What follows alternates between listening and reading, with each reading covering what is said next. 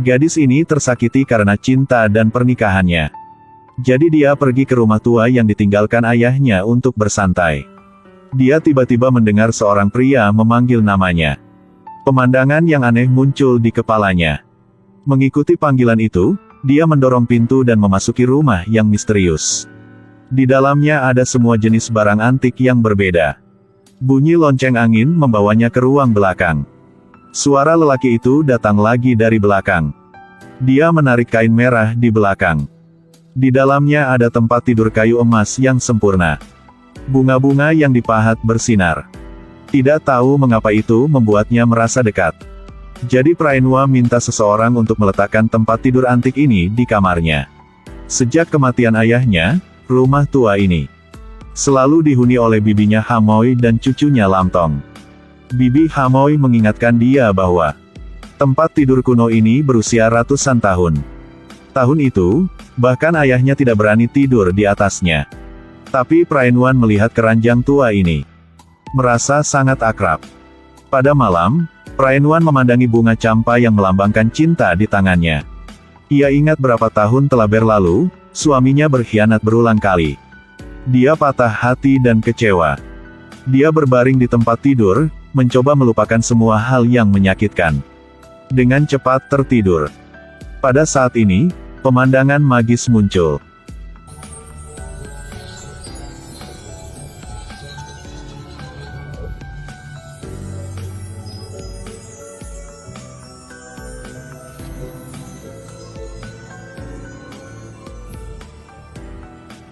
Pusaran bunga campa membawanya ke tempat asing. Praenwan terbangun dan mengira dia sedang bermimpi. Suara renyah dari lonceng angin menarik perhatiannya. Lonceng angin ini persis seperti yang ada di gudang. Praenwan berjalan di sekitar tempat asing ini.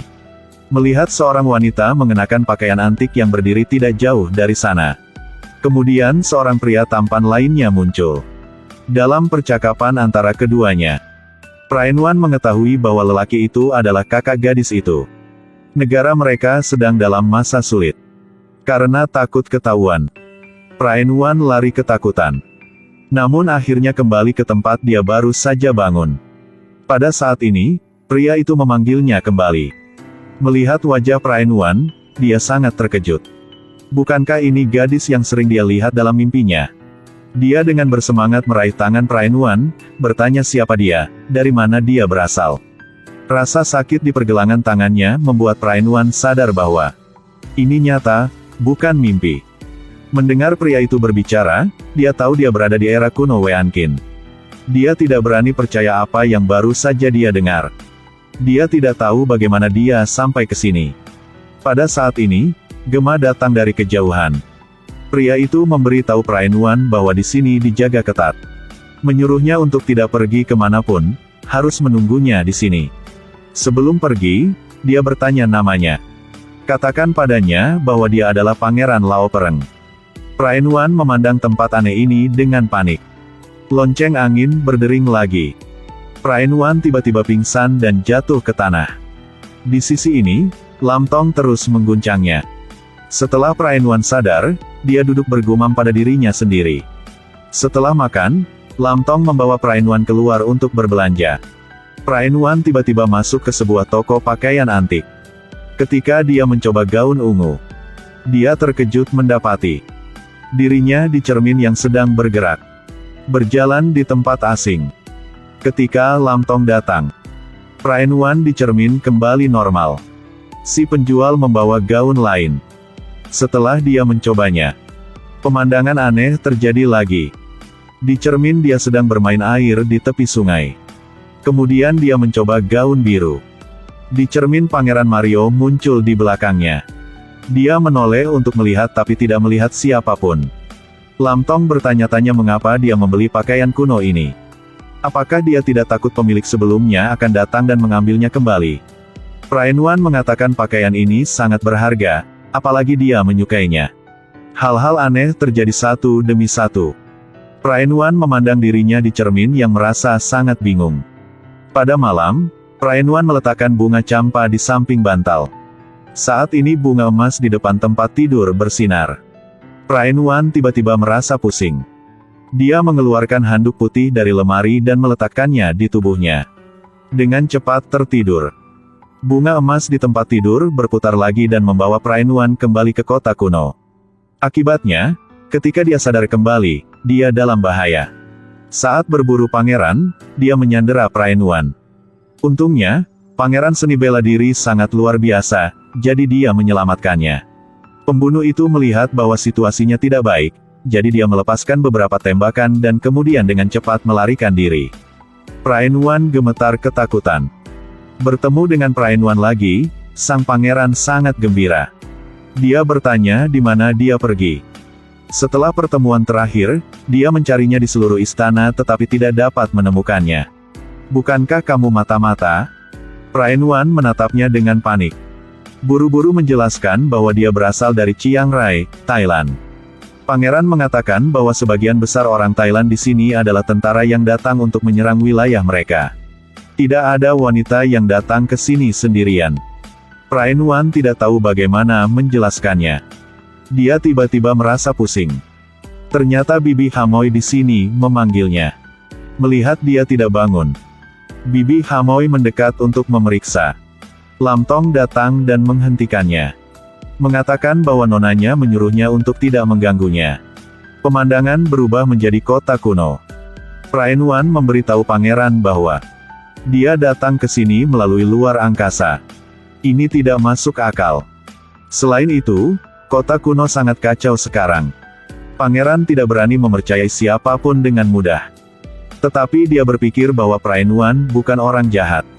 Melihat hari semakin gelap, dia memutuskan untuk membawanya menemui saudara perempuannya. Mengatur agar dia tinggal di istana. Sementara Praenwan sedang menunggu. Seorang wanita berpakaian rapi bergegas ke arahnya. Mengatakan bahwa Praenwan adalah seorang pencuri. Ingin memasukkannya ke penjara. Untungnya, sang pangeran tiba tepat waktu. Memberitahunya bahwa Praenwan adalah tamunya. Putri Ruengrayup menatapnya dengan mata bermusuhan. Dia mengambil tangan pangeran seolah-olah menyatakan pangeran miliknya sendiri. Mengatakan bahwa dia dan pangeran telah bertunangan sejak kecil. Pangeran diam-diam melepaskan tangannya. Dan mengatur agar Praenwan tinggal di kamarnya. Sedangkan dia tidur di ruang tamu. Putri Ruengrayup melihat bahwa pangeran memperlakukan Praenwan dengan sangat baik. Dia pergi dengan marah. Ayahnya memaksa Putri Tongryu untuk menikah dengan pangeran kejam dari negara tetangga Aus. Tetapi dia sudah memiliki kekasih di hatinya. Jadi dia segera berlari keluar rumah, bersembunyi di rumah saudara laki-lakinya. Tetapi tunangan pangeran itu kejam dan berdarah dingin. Yang tidak hanya tidak bersimpati dengan Tongryu tetapi juga menertawakannya. Menertawakan orang yang disukai Tongryu hanyalah orang biasa. Bagaimana bisa setara dengan pangeran suatu negara? Latar belakang setiap orang tidak sama. Tetapi setiap orang memiliki kehormatan dan martabatnya. Putri Ruengrayup dibungkam olehnya. Dia marah pergi. Kemudian pangeran membawa Praenwan pergi ke kamarnya. Dia terkejut menemukan bahwa tempat tidur pangeran seperti tempat tidur tua di rumahnya. Dia mengatakan kepada pangeran bahwa dia tidur di tempat tidur ini langsung melalui ruang angkasa ke sini. Tetapi bagaimana mungkin orang kuno mempercayai pernyataan fiktif seperti itu? Pangeran menyuruhnya untuk beristirahat lebih awal, lalu pergi. Kembali ke kamar, sang pangeran dengan berlinang air mata memandangi lukisannya. Gadis dalam gambar itu persis seperti Praenwan. Gadis yang muncul dalam mimpinya itu benar-benar ada. Di sini, Praenwan melihat-lihat perabotan di kamar pangeran. Tiba-tiba teringat sebelum dia ke sini. Bunga campa di kepalanya tidak lagi terlihat. Tidak bisakah hal-hal saat ini kembali ke masa lalu?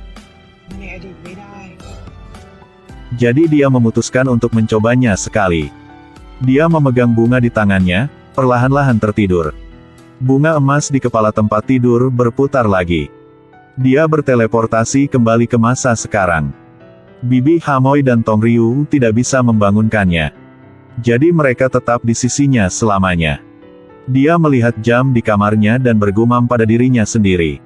Waktu masa lalu dan masa sekarang berbeda 12 jam. Membuka tangannya, bunga campa yang sudah layu. Bisakah hal-hal dari masa lalu dibawa kembali ke masa sekarang? Tapi hal-hal di masa sekarang tidak bisa membawakan ke masa lalu. Bibi Hamoy melihatnya mengucapkan kata-kata yang membingungkan, jadi dia sangat khawatir. Melihat handuk putih yang dia tutupi yang membuatnya terkejut. Kain ini didapat dari upacara pemujaan umat Buddha di kuil. Sering digunakan untuk menutupi orang mati. Dikatakan bahwa tutupi kain ini dapat mengingatkan orang mati akan kehidupan lampau. Setelah mendengarkan, Praenuan jatuh ke dalam perenungan. Pada saat ini, pelayan datang untuk melaporkan bahwa Ibu Praenuan menelepon. Dia memberitahu, sejak dia pergi, suaminya telah mencari banyak tempat tetapi tidak dapat menemukannya. Minum alkohol setiap hari untuk menghilangkan kesedihannya. Dia dengan ceroboh mengalami kecelakaan yang terluka parah. Sekarang di rumah sakit. Tapi sekarang, Praenuan tidak ingin bertemu dengan suaminya. Dia dikhianati dengan menyakitkan berulang kali. Dia tidak bisa memaafkan dengan mudah. Melihat cincin kawin di tangannya, dia mengingat kenangan indah dengan suaminya. Mereka pernah manis dan bahagia. Suara seorang pria membawanya kembali ke kenyataan. Nona Praenuan. Sebuah gambar muncul di benaknya. Dia mengenakan kostum periode yang sedang berbaring di pelukan pangeran. Kemudian bel berbunyi. Adegan mengerikan terjadi lagi.